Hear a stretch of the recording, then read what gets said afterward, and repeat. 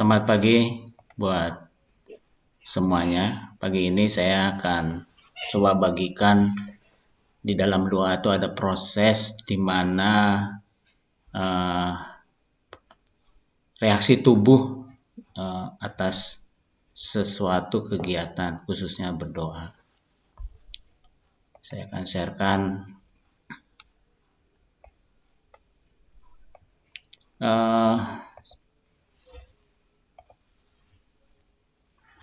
saudaraku, ngantuk itu reaksi tubuh atas sesuatu kegiatan ya. Tubuh tidak bisa mengatasinya atas mungkin kelelahan. Intinya adalah ngantuk tuh proses yang harus dilalui pada waktu kita berdoa. Ini menjadi kayak musuh kita gitu ya. Kita buka Matius 26 ayat 39 sampai 41. Firman-Nya berkata demikian, saudaraku. Maka ia maju sedikit lalu sujud dan berdoa. Katanya, ya Bapakku, jikalau sekiranya mungkin, biarlah cawan ini lalu daripadaku. Tapi janganlah seperti yang ku kehendaki, melainkan seperti yang Engkau kehendaki. Setelah itu, ia kembali kepada murid-muridnya itu dan mendapati mereka sedang tidur. Dan ia berkata kepada Petrus, "Tidakkah kamu sanggup berjaga-jaga 1 jam dengan aku? Berjaga-jagalah dan berdoalah, supaya kamu jangan jatuh ke dalam pencobaan. Roh memang penurut, tetapi daging lemah." Jadi kalau ayat 40 berkata, setelah itu, ya sebentar ya, mungkin firmannya belum saya share ya, sebentar.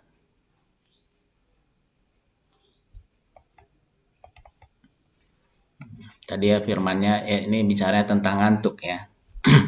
Firmannya tadi Matius 26 ayat 39 sampai 41. Nah, kita bahas dulu yang ayat 40. Jadi pembahasannya adalah ngantuk adalah musuh berdoa. Firman-Nya berkata, setelah ia kembali kepada murid-muridnya itu dan mendapati mereka sedang tidur. Dan ia berkata kepada Petrus, "Tidakkah kamu sanggup berjaga-jaga 1 jam dengan aku?" Saudaraku, banyak dari umat Tuhan mengalami kekalahan karena kehidupan doanya tidak berdisiplin ya. Padahal masalah yang dihadapinya sangat banyak. Dalam pergumulannya Tuhan Yesus selalu datang berdoa kepada Allah Bapa. Dari pembahasan dari firman yang kita baca seperti itu. Waktu dia berdoa, murid-muridnya kedapatan tertidur karena tidak kuat berdoa. Musuhnya adalah ngantuk, saudaraku. Muridnya tidak dapat mengatasi rasa ngantuknya. Berbeda dengan Tuhan Yesus yang bisa mengatasi kantuknya. Inilah boleh kita komparasi dengan kehidupan doa anak Tuhan di gereja kita, bahkan diri kita sendiri. Bahkan yang khotbah pagi hari ini juga. Padahal mereka, Tuhan Yesus dan murid-muridnya melayani sama dengan mereka. Keadaannya sama-sama capek ya.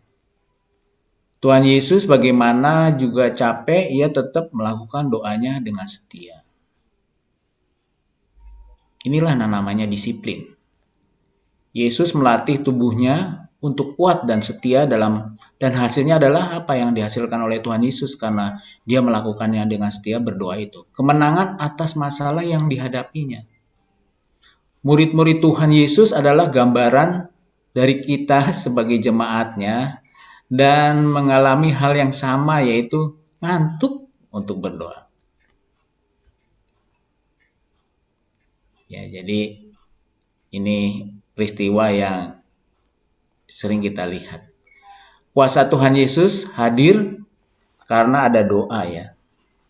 Jadi doa itu, saudaraku, mengubahkan ke arah yang lebih bagus.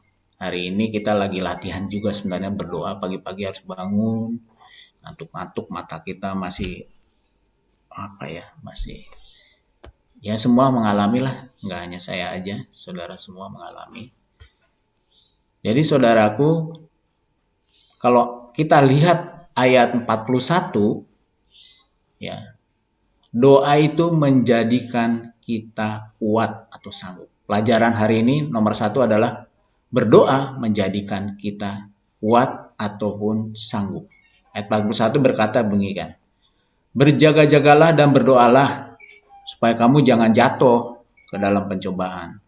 Roh memang penurut tetapi daging lemah. Nah, itu pelajaran nomor 1-nya ya.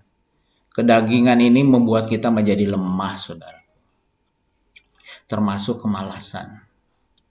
Tuhan Yesus mengingatkan murid-muridnya dan juga mengingatkan kita semua yang berdoa pagi hari ini. Kita diminta, kata Tuhan Yesus, untuk berjaga-jaga. Kenikmatan dunia ini sangat menggoda daging kita, saudaraku. Sehingga kita menjadi lemah.